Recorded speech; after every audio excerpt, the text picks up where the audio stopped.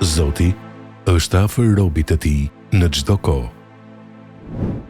Allahu thotë në surën El Bekare: E kur robërit e mi të pyesin ty, o Muhammed, për mua, unë jam afër.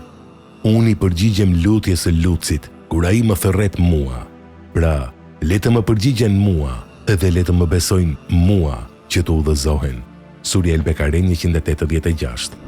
Kjo është një përgjigje ndaj një pyetjeje që u bë profetit alayhi selam nga disa nga shokët e tij. Ata thanë: O i dërguari i Allahut, a është Zoti ynë afër që ne të bisedojmë me të në heshtje, apo ai është i largët që t'i thërrasi me zë të lartë?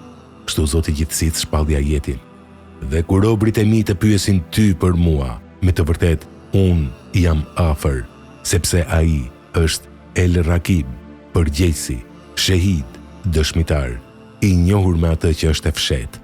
Kështu është afër atij që i lutet me përgjigje, dhe kështu ai tha: Unë i përgjigjem lutjes së lutësit kur ai më thërret mua.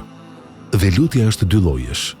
1. Lutja e adhurimit dhe 2. Lutja e kërkesës. Dhe afërsia është dy llojesh. 1. Afërsia e diturisë së tij ndaj çdo krijese të tij dhe 2. Afërsia e përgjigjes së tij, ndihma dhe dhënia e suksesit për robërit e tij të devotshëm dhe ata që e tërrasin atë.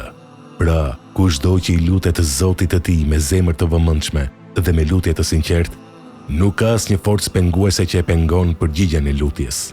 Sigurisht që Allahu i ka premtuar atij përgjigje. Kjo është veçanërisht e vërtetë kur ai sjell shkaqet e përgjigjes ndaj një lutjeje, të cilat janë përgjigje ndaj Allahut me respektimin e urdhrave dhe ndalesave të tij, si në aspektin e fjalës dhe të veprimit, iman tek ai në domosdoshmërinë e përgjigjes. Për këtë arsye ai tha: Pra, le të më përgjigjen mua dhe le të më besojnë mua që të mund të udhëzohen. O Allahu im, unë të kërkoj udhëzimin dhe devotshmërinë, mjaftueshmërinë dhe pasurinë. Amin.